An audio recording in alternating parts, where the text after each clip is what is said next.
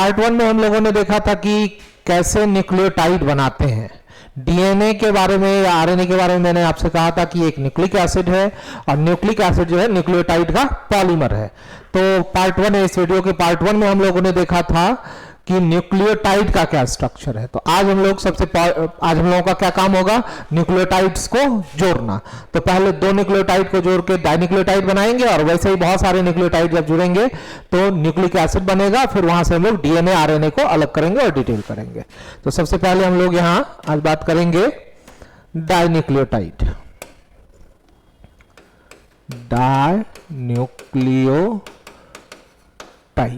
Dinucleotide का मतलब क्या हो गया, न्यूक्लियोटाइड प्लस न्यूक्लियोटाइड।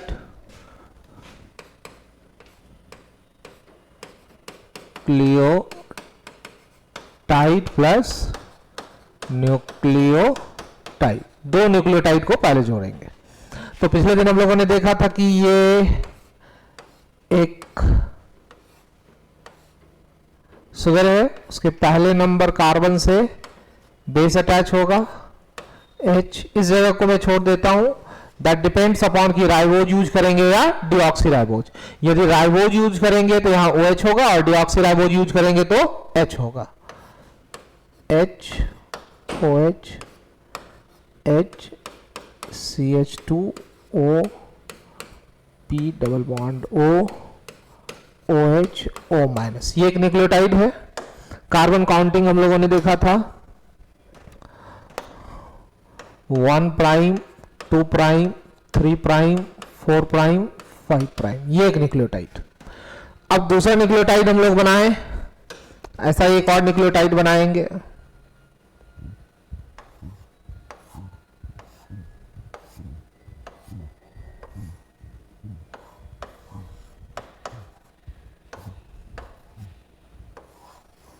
अब ध्यान रहे कि यदि यहां राइबोज होगा तो जरूरी तौर से यहां भी राइबोज ही यूज करेंगे, यदि यहां डीऑक्सीराइबोज होगा तो यहां भी डीऑक्सीराइबोज ही यूज करेंगे। इस बात को ध्यान रखना है।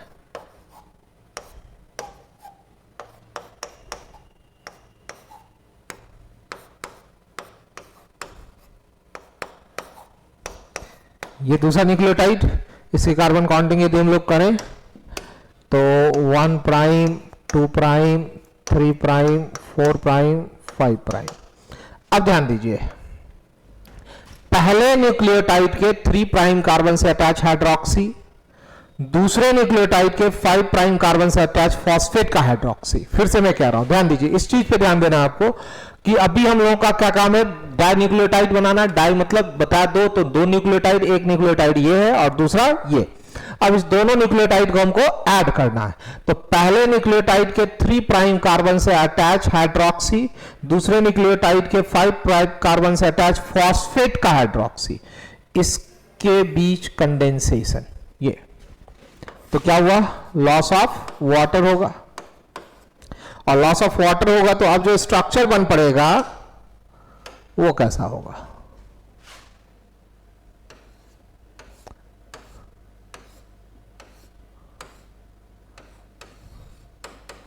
Base H H H CH2O P double bond. यहां डबल बॉन्ड इस साइड लिया था तो वैसे ही हम लोग इसमें भी ले लेंगे।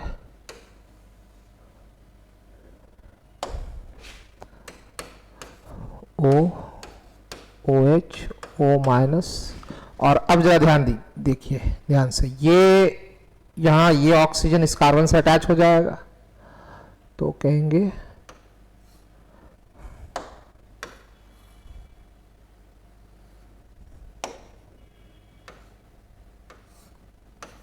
ऑक्सीजन, ये ऑक्सीजन सेकेंड न्यूक्लियोटाइड, दूसरे न्यूक्लियोटाइड के फॉस्फेट से अटैच ऑक्सीजन, इसे फॉस्फेट अटैच है, डबल बॉन्ड O माइनस। यहां से ये स्ट्रक्चर में लिख रहा हूं, O CH2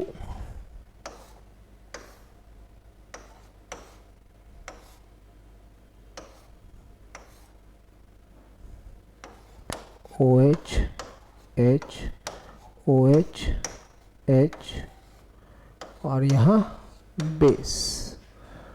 अब ये दो न्यूक्लियोटाइड आपस में जुड़ चुके हैं और ये जो स्ट्रक्चर है इसको हम लोग क्या कहेंगे, डाई न्यूक्लियोटाइड। दो न्यूक्लियोटाइड आपस में जुड़े। अब ये जिस बॉन्ड से ये आपस में जुड़ा हुआ है उस बॉन्ड को हम लोग, देखो एक एस्टर बॉन्ड यहां है, एक एस्टर बॉन्ड यहां, तो इस बॉन्ड को हम लोग कहते हैं फॉस्फो डाइएस्टर बॉन्ड। नीट का बड़ा फेवरेट क्वेश्चन है ये कि दो न्यूक्लियोटाइड आपस में किस बॉन्ड से जुड़े होते हैं, तो किस बॉन्ड से जुड़े होते हैं, फॉस्फो डाइएस्टर बॉन्ड। एक बार फिर से आप पूरे स्ट्रक्चर को ध्यान से देखिए। तो मैंने कहा कि हम लोगों ने पिछले लेक्चर में न्यूक्लियोटाइड का स्ट्रक्चर सीखा था, अब सीख रहे हैं डाइन्यूक्लियोटाइड। जैसे दो न्यूक्लियोटाइड आपस में जुड़ेंगे वैसे तीसरा, चौथा, पांचवा जुड़ेगा और बहुत सारे जब आपस में जुड़ जाएंगे तो क्या बनेगा, polynucleotide, that is nucleic acid. तो अब यहां हम लोग कहेंगे कि एक न्यूक्लियोटाइड ये है, दूसरा न्यूक्लियोटाइड ये रहा। अब ध्यान रहे कि यदि यहां मैं राइबोज शुगर यूज करूं तो यहां भी क्या यूज करना होगा, राइबोज ही यूज करना होगा। यदि यहां डीऑक्सीराइबोज यूज किया तो यहां भी डीऑक्सीराइबोज यूज करना होगा। पहले न्यूक्लियोटाइड के 3 प्राइम कार्बन से अटैच हाइड्रोक्सी, दूसरे न्यूक्लियोटाइड के 5 प्राइम कार्बन से अटैच फॉस्फेट का हाइड्रोक्सी, इसके बीच कंडेंसेशन, लॉस ऑफ वाटर। और अब ये दो न्यूक्लियोटाइड आपस में किस बॉन्ड से जुड़ गए हैं, फॉस्फो डाइएस्टर बॉन्ड। ये आपको याद रखना है। कार्बन काउंटिंग फिर वही यहां भी है, 1 prime, 2 prime, 3 prime, 4 prime, 5 prime, 1 prime, 2 prime, 3 prime, 4 prime, 5 prime. अब यदि मुझे अगला न्यूक्लियोटाइड जोड़ना हो तो इसके 3 प्राइम से अगले का 5 प्राइम जुड़ जाएगा, फिर उसके 3 प्राइम से अगले का 5 प्राइम जुड़ेगा। मैं क्या कहना चाह रहा हूं देखिए, अब हम लोग कहेंगे nucleic acid, that is polymer of nucleotide. Nucleotide का ये पॉलीमर देखिए, फॉस्फेट सुगर बेस, ये एक न्यूक्लियोटाइड। फिर कहा phosphate sugar base, phosphate sugar base, phosphate sugar base, phosphate sugar base. अब ये सारे अलग अलग न्यूक्लियोटाइड्स हैं। अब इस शुगर के 3 प्राइम से जरा देखिए पीछे वाले में, पहले शुगर के 3 प्राइम से अगले का 5 प्राइम फॉस्फेट जुड़ा था, फॉस्फेट। उसी ढंग से यहां हम लोग क्या करेंगे, शुगर से फॉस्फेट जुड़ा, फॉस्फोडाइएस्टर बॉन्ड, फिर ये जुड़ा, फिर ये जुड़ा, फिर ये जुड़ा। तो अब यहां कौन सा एंड होगा, जरा पहले आप सोचिए, तब मैं यहां लिख दूंगा उसको। यहां कौन सा एंड होगा, 3 प्राइम, और यहां कौन सा एंड हो जाएगा, 5 प्राइम। यानी एक न्यूक्लिक एसिड को एक सिंगल लाइन से यदि मैं दिखाऊं, एक न्यूक्लिक एसिड के लिए मान लीजिए मैंने एक सिंगल लाइन यूज कर लिया,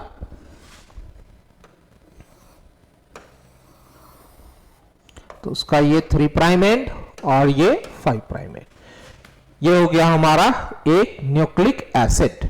अब कहा कि न्यूक्लिक एसिड जो है वो 2 टाइप का,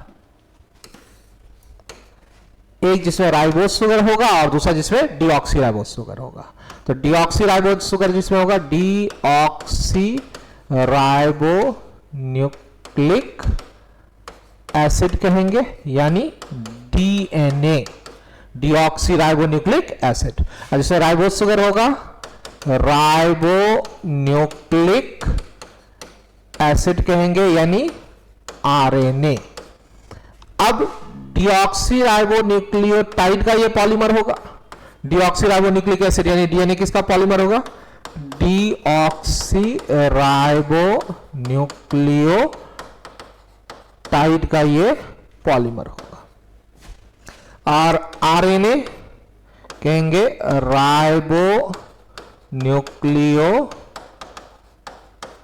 का पॉलीमर होगा। ठीक, तो अब यहां से हम लोग डीएनए को डिटेल करेंगे, इस डीएनए को हम लोग यहां से डिटेल करेंगे, फिर आरएनए पे बात करेंगे। ठीक है, तो हम लोग अब आ जाए यहां से डीएनए। बचपन से ये नाम हम लोग सुनते आ रहे हैं, डीएनए होता है, डीएनए कुछ होता है। आज देखेंगे कि डीएनए में एक्चुअली है क्या क्या और कैसे ये काम कर रहा है। DNA, deoxyribo nucleic acid, DNA. पहले मैं आपसे एक चीज बोला हूं कि स्ट्रक्चर प्रैक्टिस करने की चीज है। जितना मैं सिखा रहा हूं सारे स्ट्रक्चर को आप लोग प्रैक्टिस करिए। ये डीएनए आपके लिए बहुत ही जरूरी है। आपका जो सिलेबस है उसमें कई जगह डीएनए का यूज होना है। तो डीएनए के स्ट्रक्चर को यदि हम लोग समझ जाएंगे तो हम लोग बायोमॉलिक्यूल में न्यूक्लिक एसिड है, मॉलिक्यूलर बेसिस ऑफ इनहेरिटेंस में काम आएगा, बायोटेक्नोलॉजी में इस 3 जगह तो डायरेक्ट काम आएगा। उसके अलावा खूब सारे अलग, जैसे क्रोमोसोम जब आप पढ़ रहे होते हैं तो क्रोमोसोम किसका बना हुआ है, डीएनए का बना हुआ है, तो वहां भी ये सारा काम आएगा। तो डीएनए के बारे में हम लोग कहेंगे कि वॉटसन एंड क्रिक ने एक मॉडल दिया डीएनए का, that model is double helical model. Double helical model of DNA. किसने दिया ये मॉडल? वॉटसन एंड क्रिक। और इसके लिए वॉटसन एंड क्रिक को नोबेल प्राइज भी मिला था। Watson and Crick, Watson and Crick को इस काम के लिए, डीएनए के इस स्ट्रक्चर के लिए नोबेल प्राइज मिला था। इसमें वो कहते हैं कि क्या वर्ड यूज हो रहा है, डबल हेलिकल। तो उन्होंने कहा कि 2 nucleic acid, DNA 2 nucleic acid strand का बना होगा। ये एक न्यूक्लिक एसिड स्ट्रैंड और ये दूसरा न्यूक्लिक एसिड स्ट्रैंड, और ये दोनों स्ट्रैंड हेलिकली क्वाइल्ड होगा। हेलिक्स जैसे रस्सी होता है ना, या वायर होता है, उसमें क्वाइलिंग, इस ढंग से क्वाइलिंग होती है। तो उस ढंग से 2 न्यूक्लिक एसिड स्ट्रैंड आपस में क्वाइल्ड होगा और तब जाके डीएनए का स्ट्रक्चर बनेगा। और ये दोनों स्ट्रैंड आपस में किस बॉन्ड से जुड़े होंगे, तो कहेंगे हाइड्रोजन बॉन्ड से। तो हाइड्रोजन बॉन्ड के बारे में आपको थोड़ा जानकारी तो होगा ही होगा। मैं थोड़ा आपको वो हाइड्रोजन बॉन्ड भी यहां कह दूं कि हाइड्रोजन बॉन्ड 2 पोलर कंपाउंड के बीच, जिसमें पोलर ग्रुप्स, कोवैलेंट में आपको पता है कि नॉन पोलर कोवैलेंट बॉन्ड होता है और पोलर कोवैलेंट बॉन्ड होता है। तो जो पोलर कोवैलेंट कंपाउंड्स होंगे उनके बीच जो है हाइड्रोजन बॉन्ड बनता है। जैसे एक एग्जांपल मैं आपको वाटर का देता हूं। वाटर, ये मैं आपको क्या समझा रहा हूं, हाइड्रोजन बॉन्ड। हाइड्रोजन बॉन्ड का जिक्र क्यों आया, क्योंकि हमने कहा कि डीएनए 2 न्यूक्लिक एसिड स्ट्रैंड से बना हुआ है और दोनों स्ट्रैंड आपस में किस बॉन्ड से जुड़ा हुआ है, हाइड्रोजन बॉन्ड से। तो हाइड्रोजन बॉन्ड को समझते हैं। वाटर,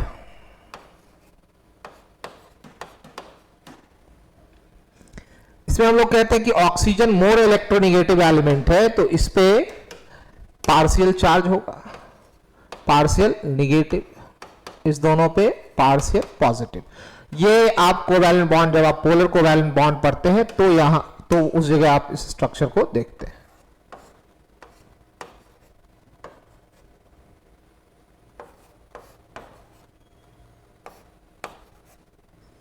अब इस सब पे पार्शियल चार्ज है, इस सब पे partial charge, delta negative, delta positive, delta negative, delta positive. तो इसके बीच जो ये इलेक्ट्रोस्टैटिक अट्रैक्शन होगा, this electrostatic attraction is known as hydrogen bond. इसको हम लोग क्या कहते हैं, हाइड्रोजन बॉन्ड।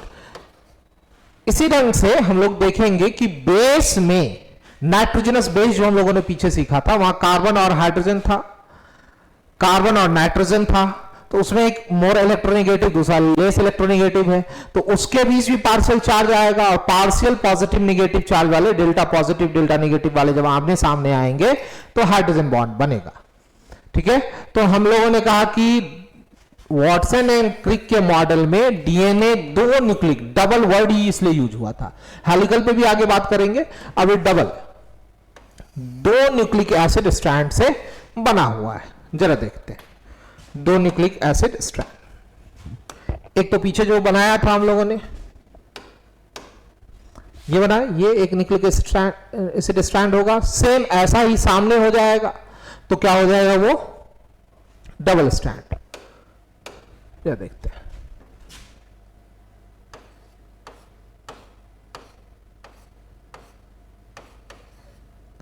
यहां बेस H, यहां H चूंकि डीऑक्सीराइबोज है, H OH H O P double bond O OH O minus, ये एक न्यूक्लियोटाइड, ये एक न्यूक्लियोटाइड, दूसरा हम लोग यहां से जोड़ेंगे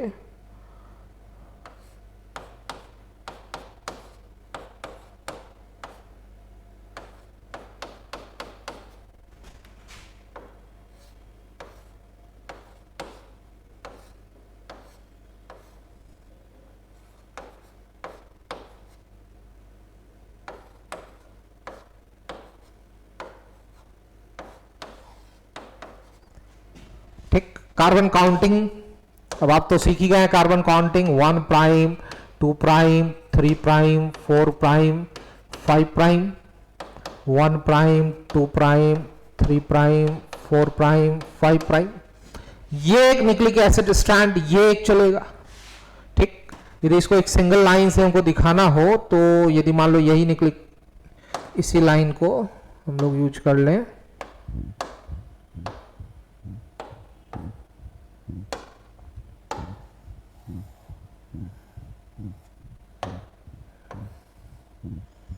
तो यहां ये इसका 5 प्राइम एंड और ये यहां 3 प्राइम एंड। अब दूसरा न्यूक्लिक एसिड स्ट्रैंड, ये तो एक स्ट्रैंड हो गया, सेम ऐसा स्ट्रैंड हम लोग इधर बनाएंगे, लेकिन यदि मान लीजिए ऐसा स्ट्रैंड सेम यहां लाके ऐसे रख दें तो बेस के सामने तो फॉस्फेट आ जाएगा, और फॉस्फेट आएगा तो फॉस्फेट और बेस के बीच तो हाइड्रोजन बॉन्ड बनना नहीं है। हाइड्रोजन बॉन्ड किसके किसके बीच बनना है, तो बेस और बेस के बीच। इसके लिए हमको इसको क्या करना होगा, उल्टा करना होगा, और जब उल्टा करेंगे तो ये स्ट्रक्चर कैसा आएगा, ये पहला नंबर कार्बन जिससे बेस अटैच है, ये दूसरा, ये तीसरा, ये चौथा कार्बन, और यहां पांचवा carbon CH2 P double bond O OH, और फिर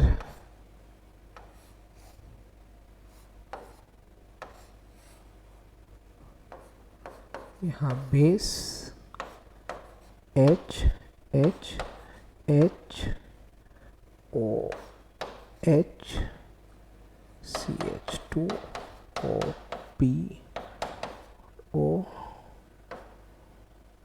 OH O माइनस, और यहां ये इसका 3 प्राइम। काउंटिंग पहले काउंटिंग देखना है,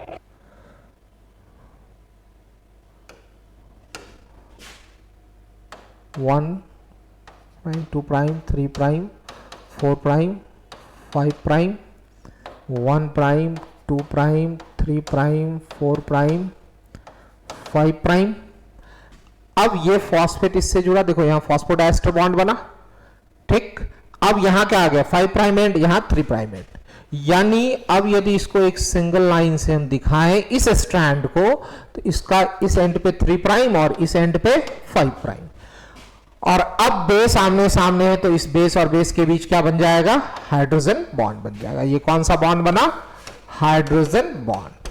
तो वॉटसन एंड क्रिक ने अपने डबल हेलिकल मॉडल में इसी बात को रखा है कि दो न्यूक्लिक एसिड स्ट्रैंड, एक स्ट्रैंड ये, दूसरा स्ट्रैंड ये, दो न्यूक्लिक एसिड स्ट्रैंड से डीएनए बना होगा, और ये दोनों स्ट्रैंड आपस में किस बॉन्ड से जुड़े होंगे, हाइड्रोजन बॉन्ड से। और ये हाइड्रोजन बॉन्ड किसके किसके बीच बन रहा है, बेस और बेस के बीच। किसके किसके बीच, बेस और बेस के बीच।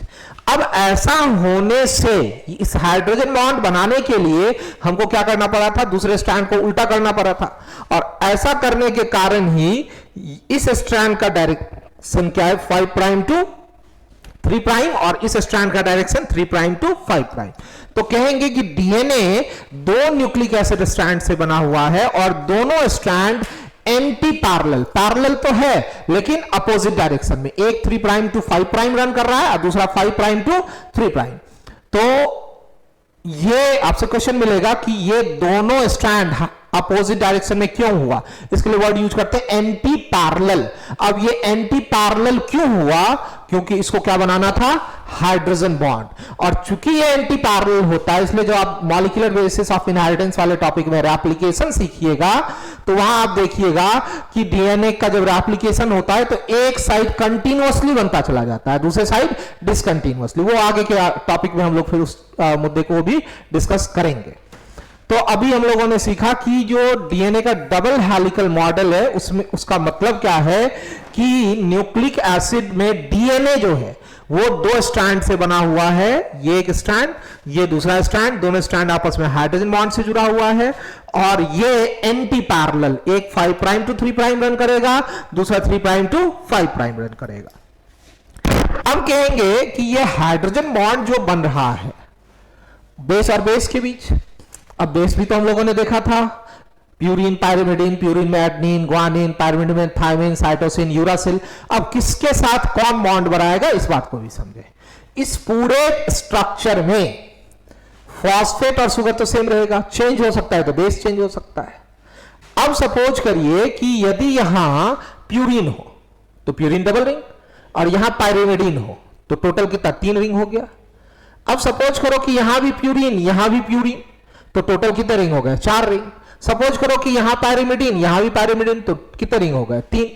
तो यदि कोई भी किसी के साथ हाइड्रोजन बॉन्ड बनाने लगे तो डीएनए यूनिफॉर्म डायमीटर का नहीं रह जाएगा, जबकि डीएनए है कैसा एक्चुअली, तो डीएनए यूनिफॉर्म डायमीटर का है, यानी कि इसके बीच कुछ ऐसा हो ताकि रिंग जो है वो बैलेंस रहे और यूनिफॉर्म डायमीटर आ जाए।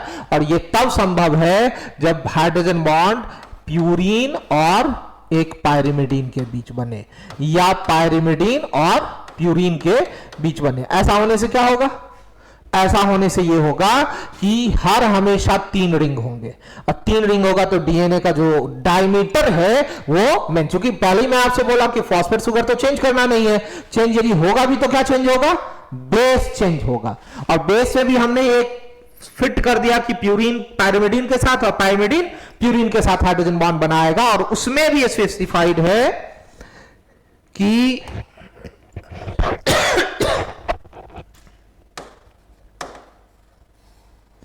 उसमें भी स्पेसिफाइड है कि एडेनिन थायमिन के साथ डबल हाइड्रोजन बॉन्ड और ग्वानिन साइटोसिन के साथ ट्रिपल हाइड्रोजन बॉन्ड। तो इस इंफॉर्मेशन को आपको याद रखना है कि एडेनिन थायमिन के साथ डबल हाइड्रोजन बॉन्ड बनाएगा और ग्वानिन साइटोसिन। यदि ऐसा होगा तो डीएनए यूनिफॉर्म डायमीटर का हो जाएगा। अब जरा हम लोग फिर से एक डायग्राम और लें और इस बात को और क्लियर करें। अब हम लोग कहें कि ये मान लो कहा कि फॉस्फेट, ये डीऑक्सीराइबोस शुगर और ये base, phosphate deoxyribose sugar base,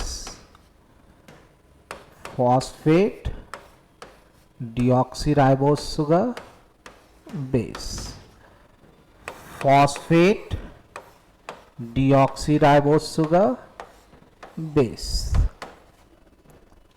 phosphate deoxyribose sugar base.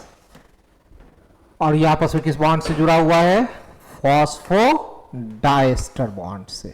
तो यहां कौन सा एंड आ गया, 3 प्राइम, यहां कौन सा एंड आ गया, 5 प्राइम। और एक सिंगल लाइन से यदि दिखाना हो तो कहा ये 3 प्राइम एंड और ये 5 प्राइम एंड। तो ये तो एक न्यूक्लिक एसिड स्ट्रैंड हो गया, जबकि डीएनए 2 न्यूक्लिक एसिड स्ट्रैंड से बना हुआ है। तो जरा देखिए दूसरा strand, base sugar phosphate, base sugar phosphate, base sugar phosphate, base sugar phosphate, base sugar phosphate. और ये इसका 3 prime and phosphodiester bond, phosphodiester bond, phosphodiester bond, और ये क्या हो गया हमारा 5 प्राइम एंड। तो यदि इसको एक सिंगल लाइन से दिखाना हो तो इधर क्या आ गया 5 प्राइम और ये 3 प्राइम। तो देख लो एंटी पैरेलल आ गया दोनों स्ट्रैंड। अब कहेंगे इस बेस और बेस के बीच कौन सा बॉन्ड था, हाइड्रोजन बॉन्ड। बेस और बेस के बीच कौन सा बॉन्ड, हाइड्रोजन बॉन्ड। अब इस बॉन्ड को हम लोगों ने क्या कहा, ये कौन सा बॉन्ड है, हाइड्रोजन बॉन्ड। अब हम लोग कहेंगे कि अभी तुरंत हम लोगों ने देखा कि बेस में एडेनिन के सामने थाइमिन होगा या थाइमिन के सामने एडेनिन, ग्वानिन के सामने साइटोसिन, साइटोसिन के सामने ग्वानिन। तो ग्वानिन साइटोसिन के बीच triple hydrogen bond, adenine thymine के बीच double hydrogen bond. Double bond नहीं कहिएगा, डबल हाइड्रोजन बॉन्ड कहना। तो अब यदि यहां बेस हम लोग लें उस हिसाब से,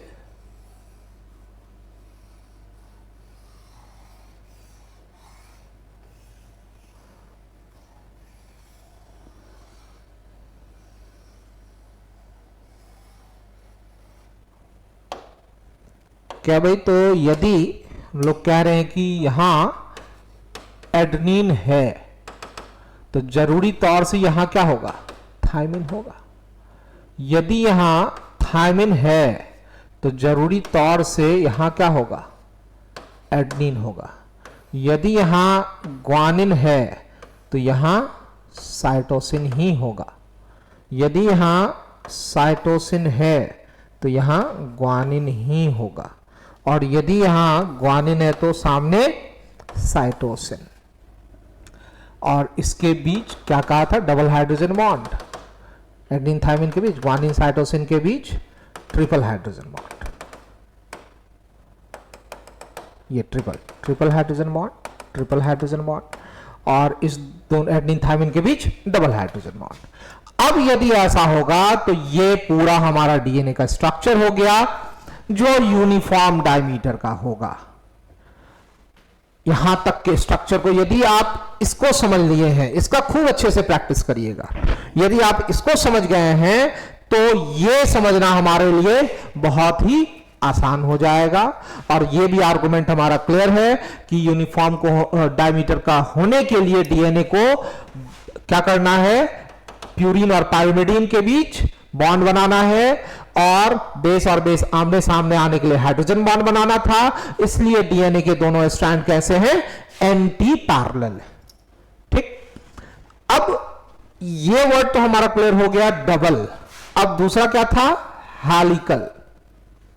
हेलिकल है ये स्ट्रक्चर, ये इतना स्ट्रेट नहीं है, ये तो हमने समझने के लिए कर लिया। एक्चुअली में डीएनए के जो स्ट्रैंड्स हैं वो हेलिकली, ये दोनों स्ट्रैंड जो है, ये दोनों स्ट्रैंड, एक स्ट्रैंड हमारा ये हो गया और दूसरा स्ट्रैंड ये हो गया। ये दोनों स्ट्रैंड जो है हेलिकली, जैसे रस्सी एक दूसरे से ऐसे ऐंठा होता है, ऐसे हेलिकली कॉइल्ड है डीएनए। ठीक, तो जरा उस स्ट्रक्चर को हम लोग देखते हैं।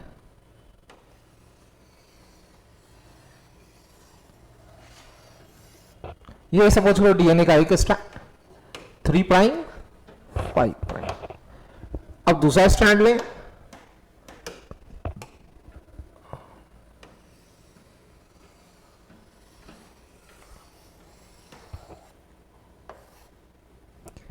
ये 3 प्राइम, ये 5 प्राइम। तो डीएनए का जो 2 स्ट्रैंड है, दोनों स्ट्रैंड एंटी पैरेलल रन कर रहा है, और इसके बीच कौन सा बॉन्ड है, हाइड्रोजन बॉन्ड। अब यदि हम इधर से देखें तो ये भीतर की तरफ धंसा हुआ जो पार्ट है, इसको हम लोग कहेंगे मेजर ग्रुप। मेजर ग्रुप, इसको क्या कहेंगे, माइनर ग्रुप। फिर इसको कहेंगे मेजर ग्रुप। फिर इसको क्या कहेंगे,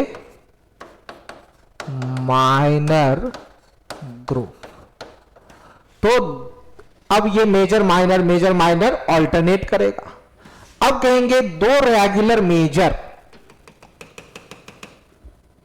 2 रेगुलर मेजर या 2 रेगुलर माइनर, कोई भी ले सकते हैं। जैसे मैं 2 रेगुलर मेजर ले रहा हूं, 2 रेगुलर माइनर भी आप ले सकते हैं। इसके बीच का जो ये स्ट्रक्चर है, ये कहलाता है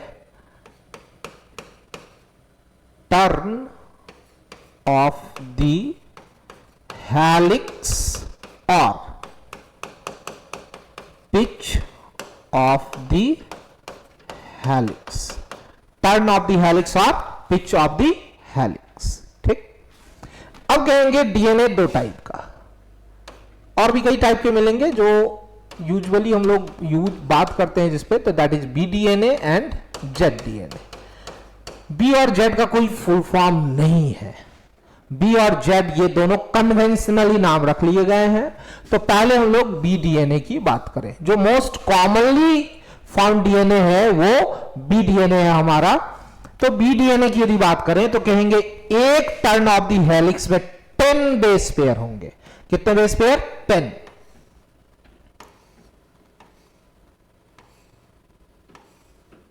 ये हाइड्रोजन बॉन्ड बना रहे हैं,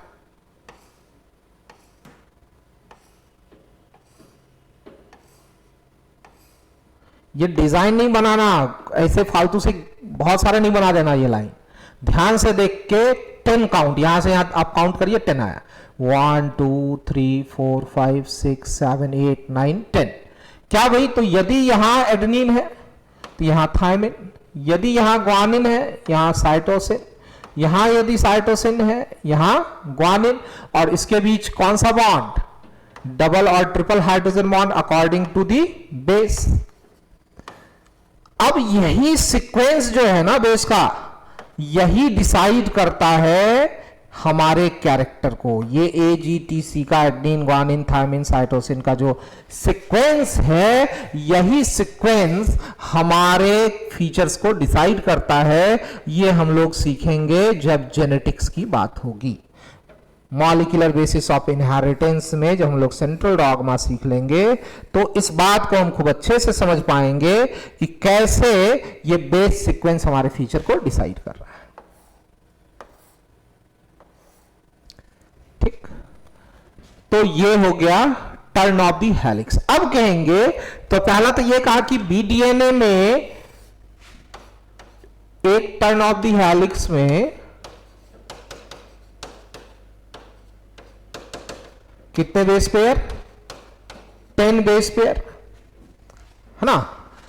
अब कहेंगे कि एक टर्न ऑफ द हेलिक्स का जो लेंथ है, अब लेंथ की यदि बात हम लोग करें कि एक टर्न ऑफ द हेलिक्स का लेंथ कितना है, तो हम लोग ने मेजर वाला लिया था, 2 रेगुलर मेजर लिया था। इसका लेंथ कितना? ये टर्न ऑफ द हेलिक्स जो है बी डीएनए में, इसका लेंथ कितना है? तो ये खूब अच्छे से याद रखिएगा, क्योंकि क्वेश्चंस यहां से आपको मिलेंगे। इसका लेंथ होगा 34 एंगस्ट्रॉम। एनसीईआरटी में नैनोमीटर में लिखा हुआ है 3.4 नैनोमीटर। और यदि यूनिटरी मेथड लगा के कैलकुलेट करें कि भाई 2 बेस पेयर के बीच का डिस्टेंस कितना होगा, तो ये तो बचपन में के मैथ से हम लोग यूज कर सकते हैं। यहां से यहां का लेंथ है 34 एंगस्ट्रॉम, यहां से यहां 10 बेस पेयर है, तो 2 बेस पेयर के बीच का लेंथ कितना हो जाएगा? 3.4 एंगस्ट्रॉम और 0.34 नैनोमीटर। ठीक, फिर कहेंगे कि बी डीएनए जो है उसका डायमीटर, ये डायमीटर कितना है? बी डीएनए का डायमीटर, ये डायमीटर बी डीएनए के केस में है 20 एंगस्ट्रॉम। तो क्या क्या अभी हम लोगों ने कहा? 10 बेस पेयर है, टर्न ऑफ द हेलिक्स का लेंथ कितना है? लेंथ का हम लोगों ने 34 एंगस्ट्रॉम और 3.4 नैनोमीटर, 3.4 नैनोमीटर। तो 1 बेस पेयर के लिए कितना हो गया? 1 बेस पेयर के लिए 3.4 एंगस्ट्रॉम और 0.34 नैनोमीटर। ठीक, अब ये डायमीटर यूनिफॉर्म अभी देखा आपने कि फिक्स हो गया कि बी डीएनए का डायमीटर कितना है? 20 एंगस्ट्रॉम। और ये क्यों हो पाया? क्योंकि बेस में प्यूरिन के सामने पायरिमिडीन और पायरिमिडीन के सामने प्यूरिन आया। अब हम लोग यहां से कहें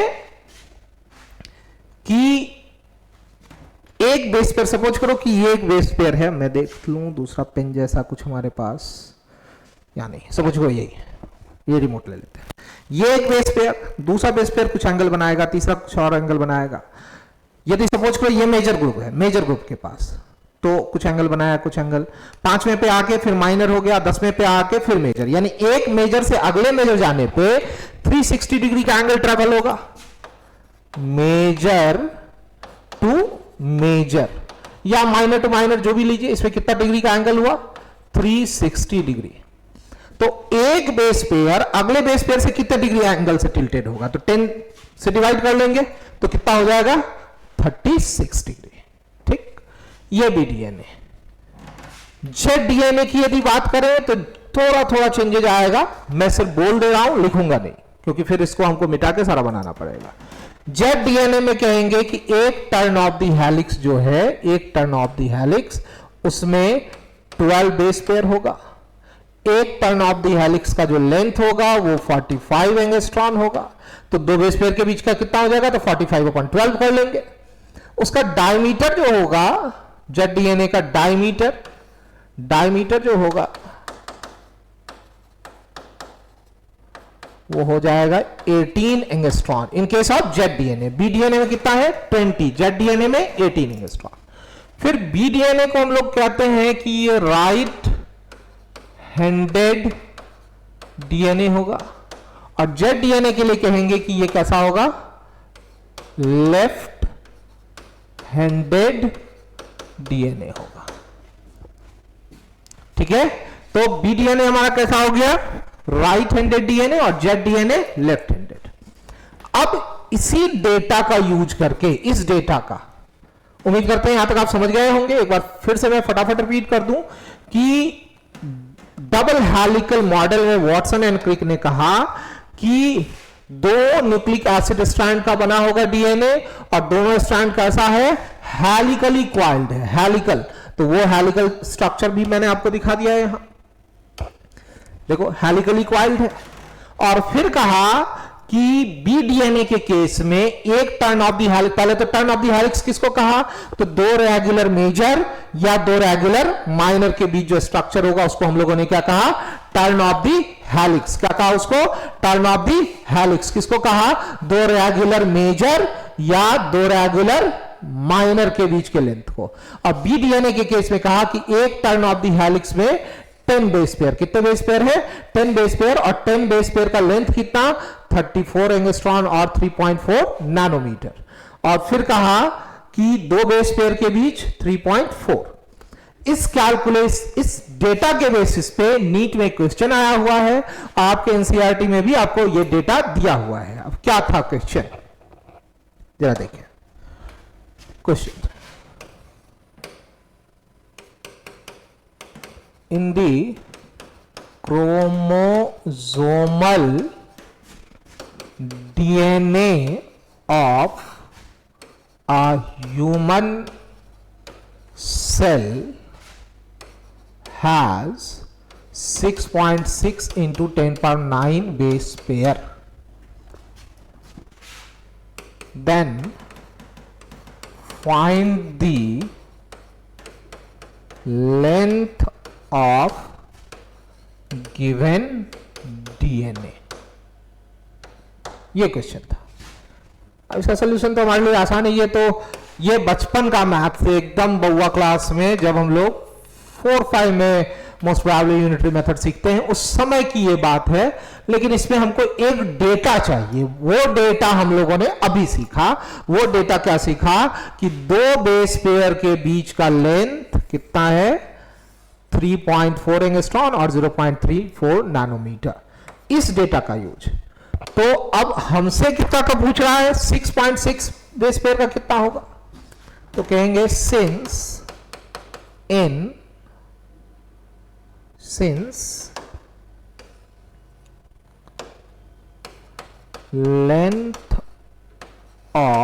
length between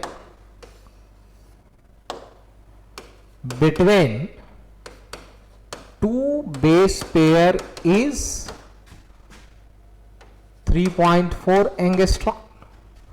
Therefore, length between 6.6 into 10 power 9 base pair is कितना, मल्टीप्लाई कर लेंगे 6.6 into 10 power 9 into 3.4 angstrom. Metre में यदि लाना हो तो 6.6 into 10 power 9 into 3.4 into 10⁻⁻10 metre. ये कैलकुलेट करके आपको ऑलमोस्ट 2.2 मीटर आएगा। ये नीट में पूछा हुआ आपका क्वेश्चन है। अब ये 2.2 मीटर लंबा डीएनए कहां है? क्रोमोजोमल डीएनए का लेंथ है ये। यानी ह्यूमन का ये सपोज करो एक सेल, सेल के भीतर न्यूक्लियस, न्यूक्लियस के भीतर जो क्रोमोजोम है, उस क्रोमोजोम का लेंथ, ये जो न्यूक्लियस के भीतर क्रोमोजोम है, इसका लेंथ इतना है। अब आप बस इमेजिन करिए कि एक सेल जो नहीं दिखता है, उसका न्यूक्लियस का खाक दिखेगा और उसके भीतर इतना लंबा डीएनए। अब ये 2.2 मीटर तो इस बोर्ड से भी लंबा हो जाएगा। इतना लंबा डीएनए इस छोटे से जगह पे कैसे है? तो उसके लिए से अलग से हम लोग एक टॉपिक देखते हैं, that is packaging of DNA in chromosome, जिसे हम लोग बोलते हैं कि क्रोमोसोम जो है, क्रोमोसोम बनने के लिए डीएनए जो है सुपर क्वाइल करता है, सुपर क्वाइलिंग करता है, न्यूक्लियोसोम का कॉन्सेप्ट है उसमें। तो ये हमारा डीएनए का स्ट्रक्चर हो गया। अब यहां से एक और चीज सीखे हम लोग, दैट इज चारगाप्स रूल, जहां से छोटे छोटे न्यूमेरिकल्स आते हैं। चारगाप्स रूल,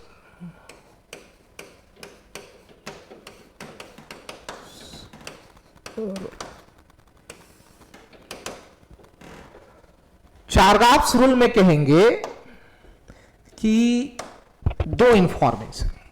पहला, इन अ गिवन डीएनए, किसी गिवन डीएनए में टोटल प्यूरिन टोटल पायरिमिडीन के बराबर होगा। हाँ बिल्कुल सही, क्योंकि डीएनए के स्ट्रक्चर बनने में प्यूरिन के सामने हमेशा एक पायरिमिडीन, या पायरिमिडीन के सामने हमेशा एक प्यूरिन। और फिर तो यदि प्यूरिन पायरिमिडीन एक दूसरे के आमने सामने है हमेशा, तो प्यूरिन जितना उतनी ही पायरिमिडीन। और इसी को हम लोग कह सकते हैं, प्यूरिन में क्या कहता भाई? तो adenine plus guanine equals to thymine plus cytosine, या फिर कह सकते हैं adenine plus guanine upon thymine plus cytosine equals to 1। इस इंफॉर्मेशन का यूज करके हम लोग न्यूमेरिकल बेस्ड क्वेश्चन बनाएंगे। एक दूसरा और इंफॉर्मेशन है, for a given species adenine plus thymine upon guanine plus cytosine constant होता है। अब यदि आपसे क्वेश्चन, आप तुम कहोगे सर ये भी रेशियो तो कांस्टेंट है, ये 1 आया तो ये 1 भी तो हमेशा कांस्टेंट है। तो यदि आपसे क्वेश्चन आता है गिवन स्पीसीज, क्योंकि स्पीसीज टू स्पीसीज के का वैल्यू वैरी करेगा, लेकिन ये तो हमेशा 1 ही रहना है। तो आपसे यदि क्वेश्चन आए कि for a given species which of the following ratio is constant, और ये दोनों ऑप्शन हो, तो आप किसको टिक करोगे? इसको टिक करोगे, क्योंकि ये स्पीसीज के लिए स्पेसिफाई है और ये किसी भी डीएनए में ये रेशियो 1 ही होगा। और इससे रिलेटेड छोटे छोटे कुछ क्वेश्चंस आते हैं। एक क्वेश्चन मैं यहां करूं आपके साथ, और फिर आप पीवाईक्यू निकाल के देखिएगा। पीवाईक्यू में आपको और भी क्वेश्चंस मिलेंगे, उसको सॉल्व करने का प्रयास करिएगा। Question, if a DNA contains 15% adenine, then find the percentage of cytosine in the given DNA। बहुत आसान है, सॉल्व कर ले हम लोग। पहले आप लोग बिना मेरे सॉल्यूशन देखे पॉज करके वीडियो को आप एक बार खुद प्रयास करिएगा और फिर मेरे सॉल्यूशन को आप देखिएगा।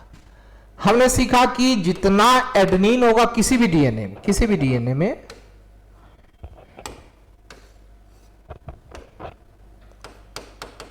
इन अ गिवन डीएनए, जितना एडेनिन होगा उतना ही थायमिन होगा, और वो हम लोगों को कितना दिया हुआ है? 15%। जितना ग्वानिन होगा उतना ही साइटोसिन होगा, जो हमको पता करना है। और ये चारों मिला के ही ना, इस चार के अलावा तो कुछ है नहीं डीएनए में और कोई बेस। तो इस चारों का सम कितना परसेंट हो जाएगा? सोचिए कितना होगा, इस चारों का सम कितना हो जाएगा? तो कहेंगे 100%, जिसमें एडनिन कितना है हमारा 15%, थायमिन कितना है 15%, और ग्वानिन जितना होता है साइटोसिन, हमको क्या पता करना था साइटोसिन, तो वन वेरिएबल में ले आए इसको, और 2C इक्वस टू 100 माइनस ये ऐड होके 30 हो जाएगा 30%, और C इक्वस टू 70/2 यानी 35%। हमारा आंसर हो गया 35%, ये हमारा आंसर हो गया। ठीक है, तो ये कहानी हमारे डीएनए की हो गई। अब हम लोगों ने कहा था कि न्यूक्लिक एसिड 2 टाइप का, ये डीएनए हम लोगों ने कर लिया। दूसरा हमारा क्या है आरएनए। आरएनए किसका पॉलीमर है? राइबोन्यूक्लियोटाइड का। तो राइबोन्यूक्लियोटाइड का पॉलीमर है आरएनए, और आरएनए के बारे में अब हम लोग जाने। Ribonucleic acid, ribonucleic acid. अच्छा, उससे पहले कि कहें कि डीएनए का काम क्या है, तो कहेंगे डीएनए का इकलौता और यूनिक फंक्शन है कि वो जेनेटिक मटेरियल का काम करेगा। जेनेटिक मटेरियल का क्या मतलब? इंफॉर्मेशन को एक जनरेशन से अगले जनरेशन कैरी करके ले जाएगा। ये जिम्मेदारी किसकी होगी? डीएनए की। राइबोन्यूक्लिक एसिड किसका पॉलीमर? राइबोन्यूक्लियोटाइड का पॉलीमर। और राइबोन्यूक्लियोटाइड का यदि ये पॉलीमर है तो इसमें कौन सा शुगर? राइबोस शुगर होगा। बिल्कुल। अब कहेंगे कि ये यूजुअली कैसा होगा? Single stranded. सिंगल स्ट्रैंडेड होगा। डीएनए कैसा था? Double stranded. जब सिंगल स्ट्रैंडेड होगा तो क्या ये चारगाफ रूल को फॉलो करेगा? चारगाफ रूल को फॉलो नहीं करेगा, बिल्कुल नहीं करेगा। चारगाफ रूल को फॉलो नहीं करेगा। ये पूछा हुआ क्वेश्चन है आपका, पीवाईक्यू आप जब बनाओगे तो आपको ये स्टेटमेंट से रिलेटेड क्वेश्चन मिलेगा। फिर कहेंगे कि ये आरएनए जो है ये 2 टाइप का, एक कहेंगे जेनेटिक आरएनए और दूसरा नॉन जेनेटिक आरएनए। तो अभी तुरंत में आपसे एक चीज बोला कि जेनेटिक मटेरियल की जिम्मेदारी, जेनेटिक मटेरियल जैसा काम करना किसका काम है? डीएनए का। लेकिन कोई कोई आरएनए जेनेटिक मटेरियल का काम करेगा, और वो भी कुछ वायरसेज में, सारे वायरसेज में नहीं, कुछ वायरसेज में जो जेनेटिक मटेरियल होगा वो क्या होगा? आरएनए होगा। जैसे एचआईवी या कोविड-19 जिससे पूरी दुनिया तबाह हुआ कुछ दिन पहले, इसका जो जेनेटिक कंटेंट है वो क्या है? आरएनए है। तो they are genetic RNA. Non genetic जो जेनेटिक मटेरियल की तरह काम नहीं करेगा, इस कैटेगरी में आपका आ जाएगा mRNA, messenger RNA, tRNA, transfer RNA, और आरआरएनए यानी राइबोसोमल आरएनए। अब ये कैसा काम करेगा? ये नॉन जेनेटिक मटेरियल। अब यदि आप इतना तक अच्छे से समझ गए हैं तो आपके लिए डीएनए अब बहुत ही आसान, उससे रिलेटेड जो न्यूमेरिकल बेस्ड क्वेश्चन आते हैं वो भी हमने करवा दिया आपको यहां। अब इस स्ट्रक्चर, इससे जितने स्ट्रक्चर दिए हैं वो जितना बेहतरीन तैयार होगा, आपका मॉलिक्यूलर बेसिस ऑफ इनहेरिटेंस और बायोटेक्नोलॉजी उतना ही शानदार होगा। Thank you.